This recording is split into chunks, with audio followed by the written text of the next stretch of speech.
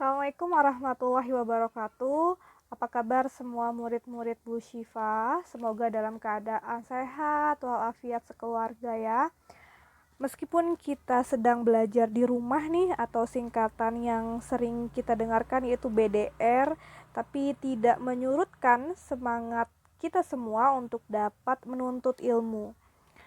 Khususnya dalam kesempatan kali ini ilmu sosiologi.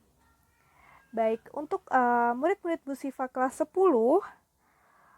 di semester 2 ini akan Bu Syifa awali dengan materi sosialisasi. Baik nih, sebelum kita mengetahui tentang apa sih itu sosialisasi, Bu Syifa akan mengajak kalian semua untuk mengamati gambar ini. Pertama, di sini kita dapat melihat ada orang tua yang sedang mengajarkan anaknya. Di sini kalau digambar mengajarkan menulis. Atau bisa juga kita sering melihat orang tua mengajarkan cara makan yang baik dan benar. Biasanya kalau di Indonesia pakai tangan kanan, berdoa sebelum makan. Atau biasanya kita juga melihat orang tua kita mengajarkan cara bicara yang sopan terhadap orang tua, atau patuh terhadap orang tua dan sebagainya. Lalu kita juga sering banget nih nemuin yang di bawah adanya sosialisasi dan penyuluhan bahaya narkoba. Agar kita mengetahui apa itu narkoba, bahayanya seperti apa, dan agar kita menghindari narkoba tersebut. Atau kalian pernah mengetahui yang namanya masa orientasi siswa pada awal kelas 10 saat atau pada awal masuk sekolah atau masuk kuliah gitu ya. Kita sering menemukan hal itu, atau ini dikenal dengan masa training. Nah, dalam masa ini siswa-siswi atau calon mahasiswa atau mahasiswa untuk dapat mempelajari cara-cara atau aturan yang berlaku di dalam sekolahnya. Gitu ya. Nah, ini semua merupakan atau menunjukkan suatu proses yang sering kita sebut dengan istilah sosialisasi. Sekarang, apa itu sosialisasi? Pertama, bisa kalian lihat bersama tulisan dalam layar ini. Sosialisasi itu merupakan penanaman atau proses belajar atau transfer kebiasaan-kebiasaan di dalam kelompok atau masyarakat. Oke. Kenapa sih harus ditransfer kebiasaan-kebiasaan tersebut? Kenapa sih kebiasaan-kebiasaan tersebut harus ditanamkan? Kita lihat dulu nih. Kebiasaan tersebut harus ditanamkan dan harus ditransfer, harus diberitahu kepada orang sekitar karena kebiasaan tersebut dianggap baik dan benar oleh masyarakat sekitar. Lalu kebiasaan tersebut umumnya ditanamkan dalam generasi satu dengan generasi yang lainnya agar kebiasaan ini terus berlangsung. Oke. Saya kasih contoh. Umumnya di dalam masyarakat itu menghormati orang tua kan dianggap hal yang baik. Gitu ya. Berkata sopan dan santun kepada orang tua itu dianggap hal yang baik oleh seluruh masyarakat ya. Nah, agar kebiasaan menghormati orang tua ini dapat terus berlangsung, maka kebiasaan ini harus ditanamkan kepada generasi selanjutnya. Oke, paham ya?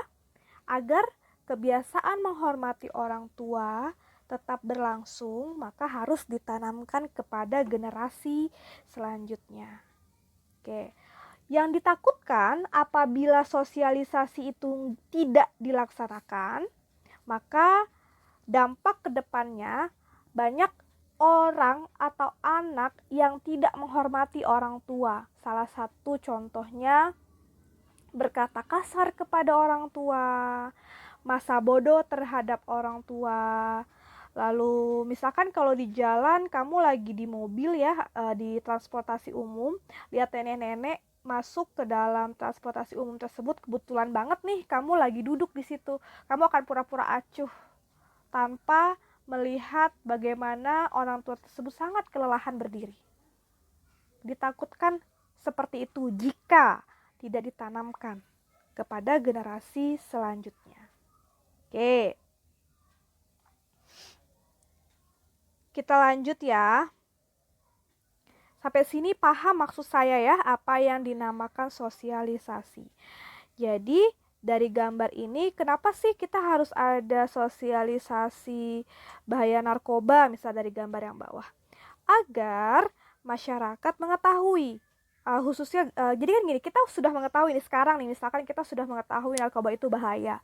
Lalu bagaimana tetap dihindari narkoba tersebut? Maka kita harus mengajarkan atau memberitahu orang lain, atau misalkan anak yang di bawah, yang umurnya di bawah kita, bahwa narkoba itu jahat, bahwa narkoba itu tidak baik, agar semua generasi selanjutnya tidak menikmati narkoba itu. Nah, oke. Di sini misalkan saya juga kasih contoh nih, ada ibu mengajarkan anaknya. Mungkin ini diajarkan cara belajar ya. Belajar itu dianggap hal yang baik gitu, untuk dapat mempersiapkan individu itu menjadi orang yang berilmu atau berkarakter gitu ya. Maka ibu ini mensosialisasikan, menanamkan bagaimana kita harus tetap belajar atau punya semangat belajar gitu ya. Begitu pula dengan masa orientasi siswa. Meskipun di tahun ini kebetulan banget nih kita lagi MOS yang kemarin berlangsung online gitu ya. Setidaknya melalui masa orientasi siswa ini kita ditanamkan aturan-aturan yang berlaku di masyarakat. Kita di masyarakat, khususnya di sekolah ya. Kita ditanamkan bagaimana bersikap di sekolah yang baik, agar kita dapat mengikuti bersama kebiasaan-kebiasaan yang berlaku di sekolah. Gitu ya. Nah, lalu sasarannya apa sih ini sosialisasi? Kenapa sih kita harus ngelakuin sosialisasi? Sudah saya singgung yang di slide sebelumnya, sudah saya jelaskan sebelumnya. Di sini saya memperjelas bahwa sosialisasi itu dapat membentuk kepribadian nih, yang sesuai dengan kebiasaan masyarakatnya. Oke. Sesuai dengan kebiasaan masyarakatnya. Kebiasaan masyarakat ini luas ya nak ya. Oke. Kebiasaan masyarakat ini bisa diartikan agar sesuai dengan kebiasaan masyarakat di keluarga. Oke. Lingkungan pertemanan. Oke. Terus membentuk kepribadian sesuai dengan kebiasaan masyarakat bisa di sekolah.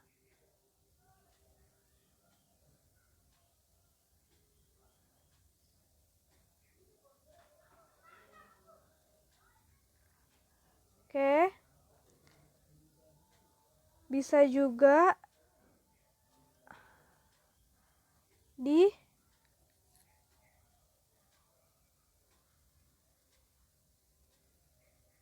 media massa.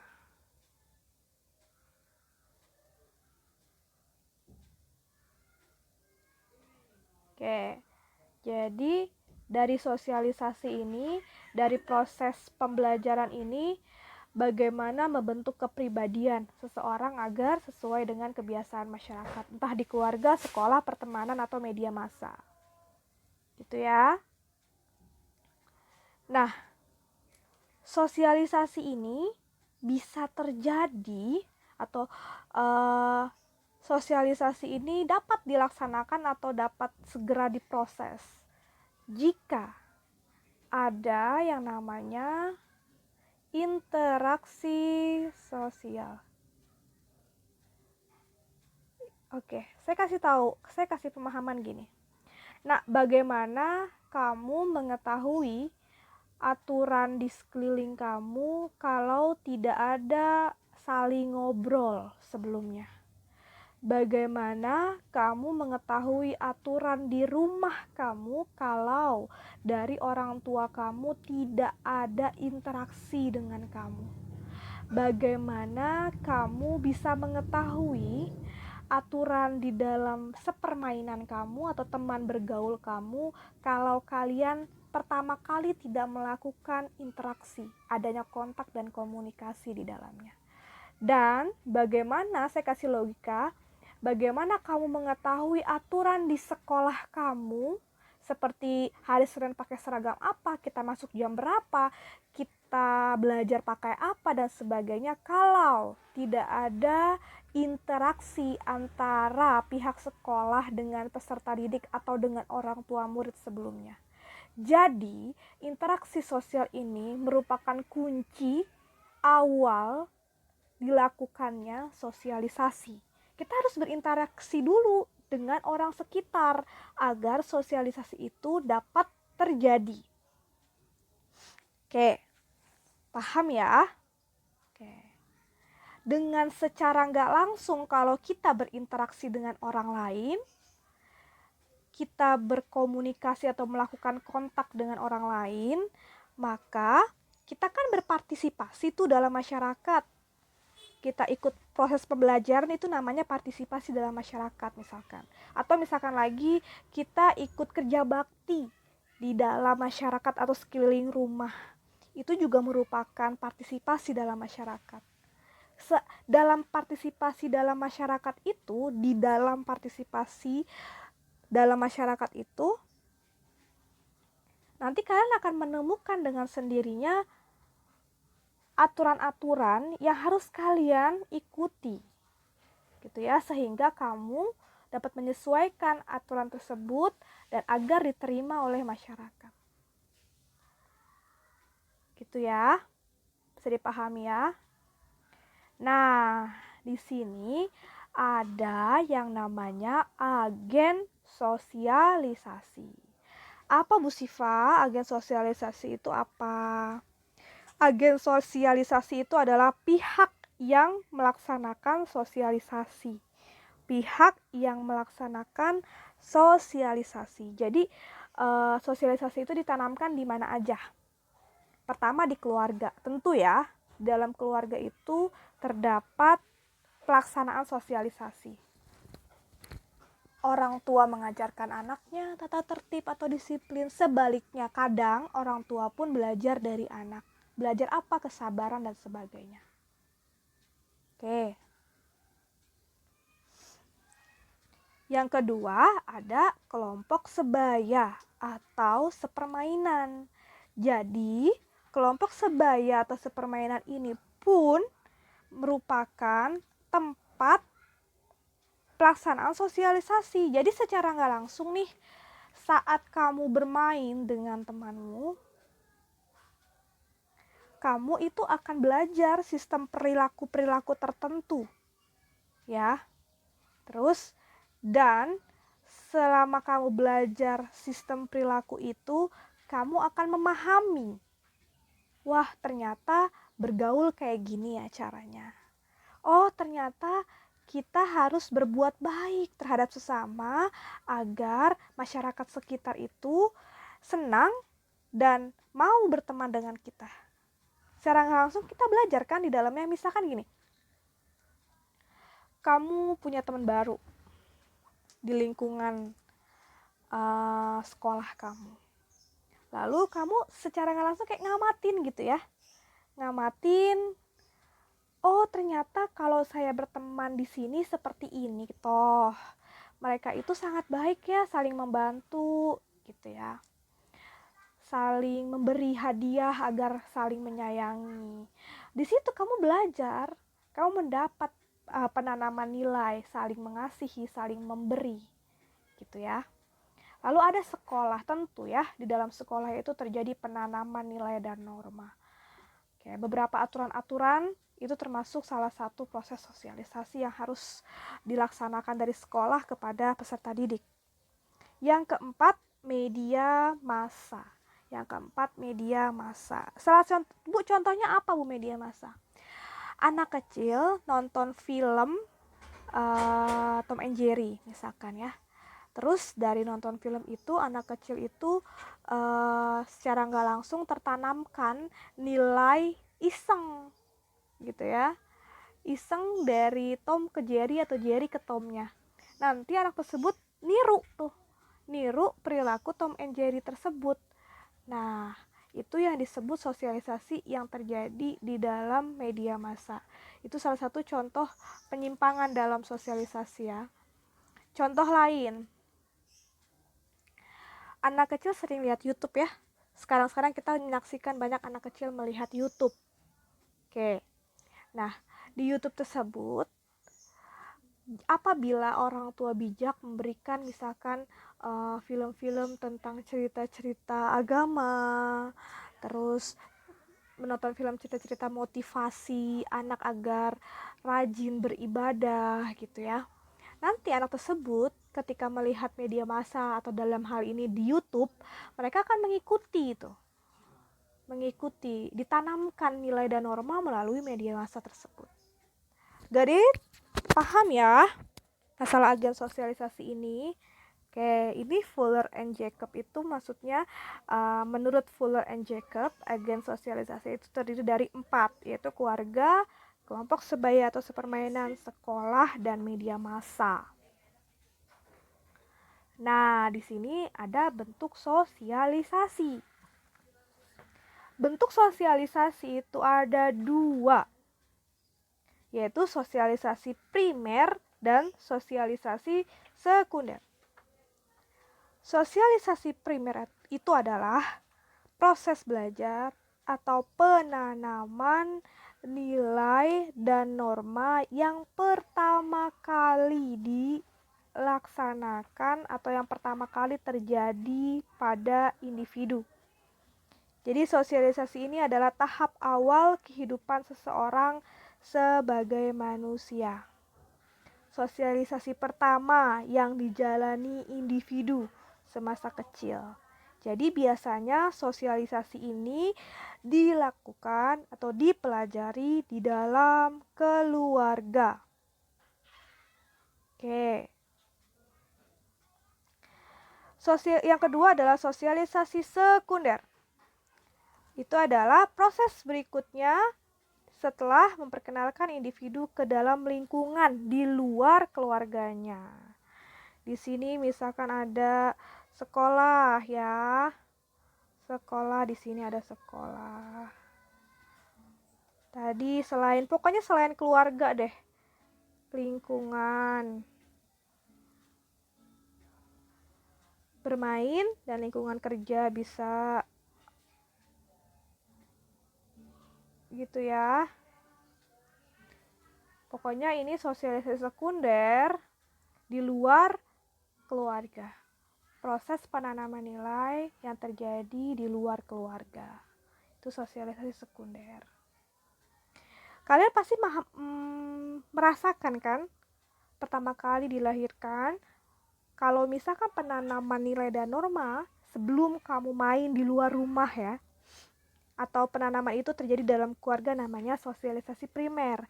Tapi ketika kamu sudah bermain di luar, entah itu melalui ngelihat media massa, entah kamu sekolah TK punya teman baru, cara belajar baru, ditanamkan nilai dan norma yang baru, itu sosialisasi sekunder. Lanjut, di sini ada tipe sosialisasi. Oke, sebelum saya jelaskan apa itu sosialisasi formal dan informal, pertama saya jelasin gini dulu nih. Setiap kelompok masyarakat atau setiap orang yang ada di masyarakat memiliki standar nilai yang berbeda-beda. Jadi antara masyarakat yang satu, antara kelompok yang satu dengan kelompok yang lain tuh nilainya beda-beda. Contohnya di sini, penanaman nilai atau standar yang baik yang satu, seperti contoh di sini saya kasih contoh di sekolah, berbeda dengan standar nilai yang ada di tempat sepermainan. Setuju ya? Di sekolah contoh deh, nggak boleh ngerokok. Tapi di sepermainan ada aja tuh anak-anak yang melakukan merokok. Gitu ya. Oke. Di sekolah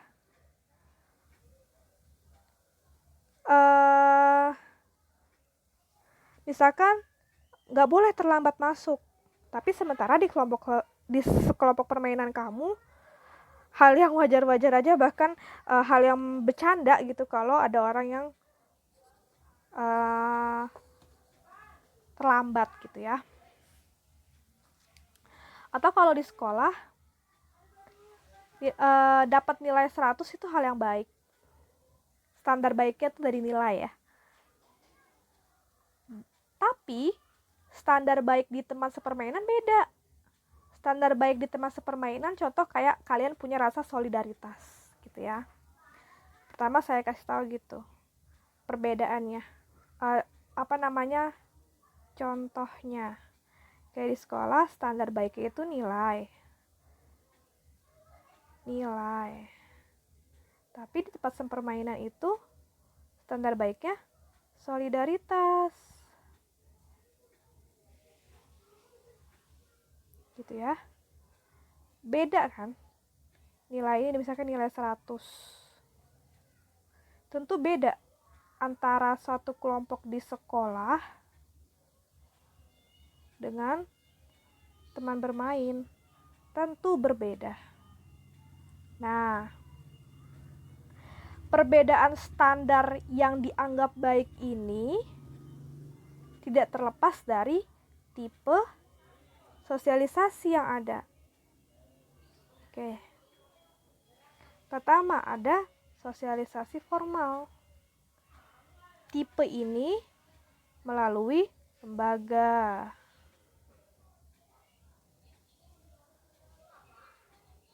Yang berwenang menurut ketentuan yang berlaku dalam negara. Seperti halnya kalau di sini contohnya sekolah ya. Ada juga sosialisasi informal. Kalau di sini pergaulan. Gitu ya. Ini sifatnya kekeluargaan, kalau ini sifatnya kaku gitu ya. Formal. Gimana sih maksudnya formal? Aturannya berlaku A gitu, kaku. Baik sosialisasi formal maupun informal itu tetap mengarah pada pertumbuhan pribadi anak agar sesuai dengan nilai dan norma yang berlaku di lingkungan. Gitu. Oke. Paham ya?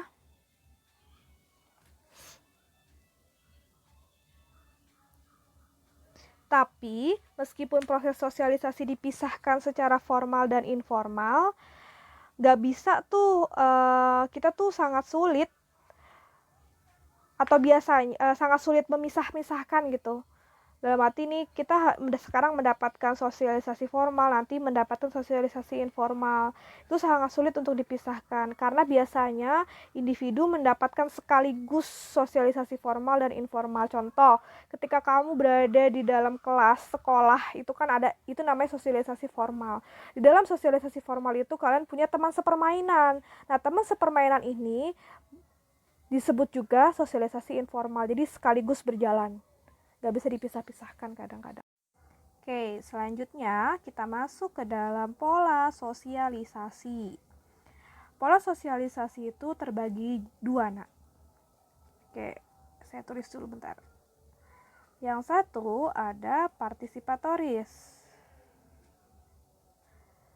Oke. Yang dua ada yang namanya represif. Kita bahas satu-satu ya. Apa itu partisipatoris, apa itu represif. Nah, di sini ada pola sosialisasi partisipatoris.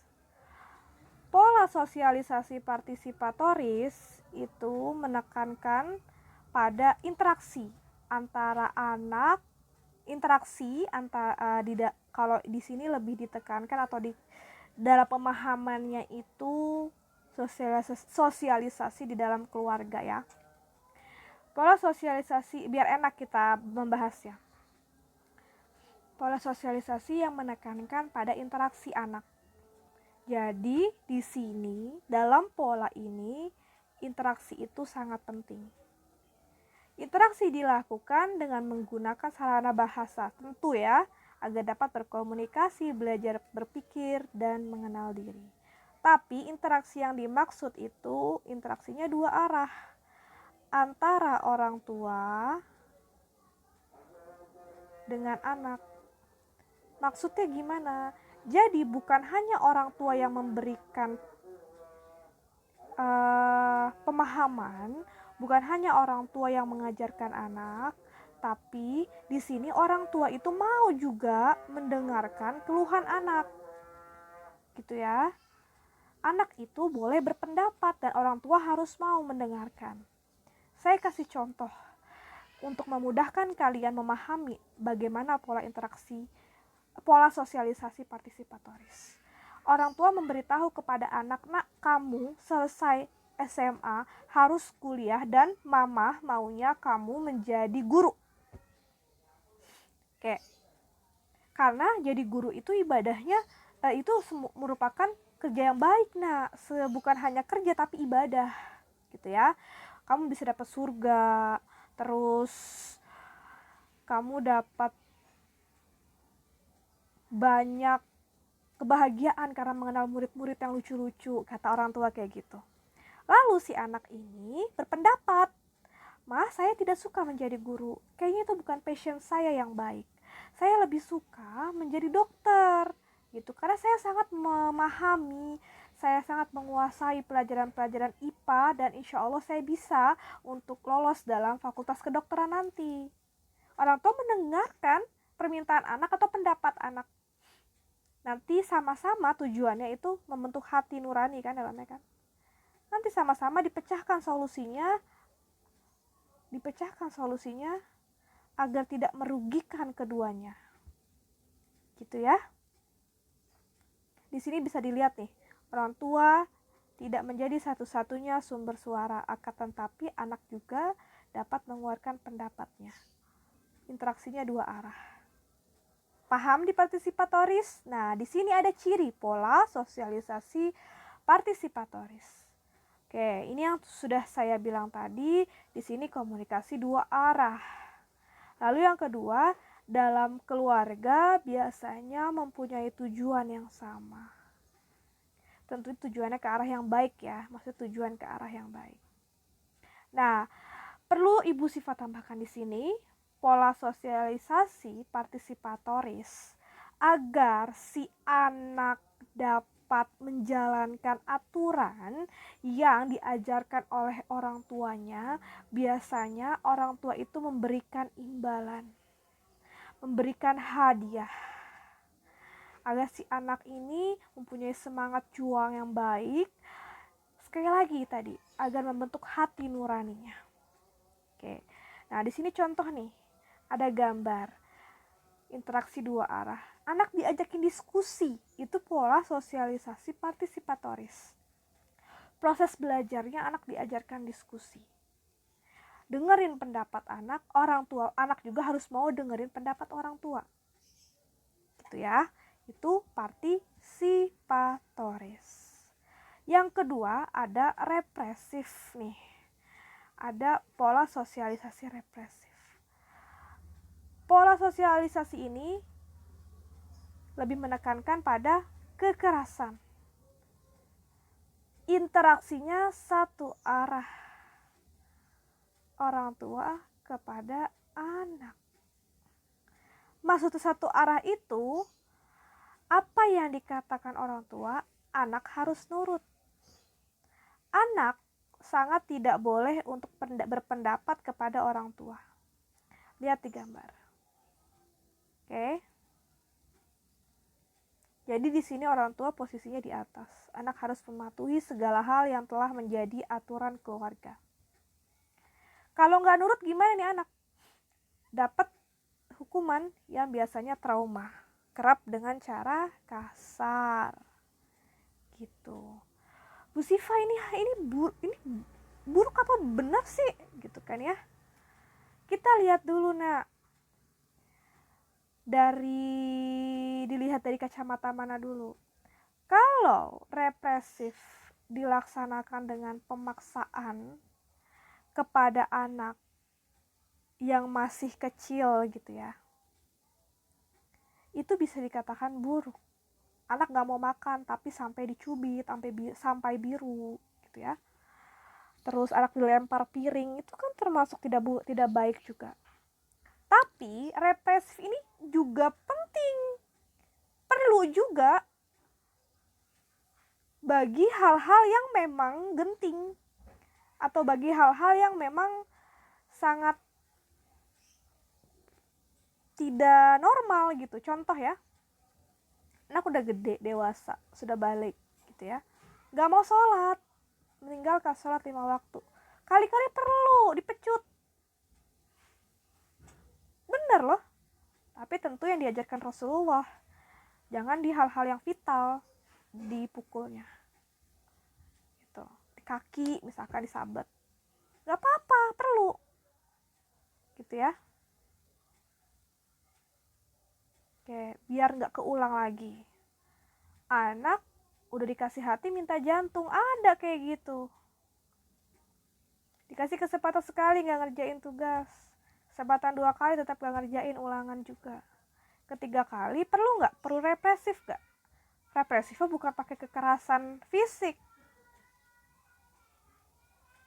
Misalkan tuh anak diskors, tidak boleh sekolah, terus dia naik kelas, itu juga termasuk represif loh ya. Oke, ciri-ciri pola sosialisasi represif. Tadi yang saya bilang, komunikasi satu arah. Si anak atau yang diajarkan tidak boleh mengeluarkan pendapat. Kalau dalam keluarga didominasi orang tua, kalau di sekolah didominasi oleh guru. Adanya hukuman perilaku yang keliru, gitu ya. Itu pola sosialisasi represif. Oke, baik. Untuk seluruh murid-murid Bu Syifa, sampai pola sosialisasi dulu materi kita kali ini. Semoga ilmunya tersampaikan dengan baik dan kalian dapat memahaminya. Kurang lebihnya Bu Syifa mohon maaf apabila dalam proses pengajaran kali ini terdapat kesalahan-kesalahan kata.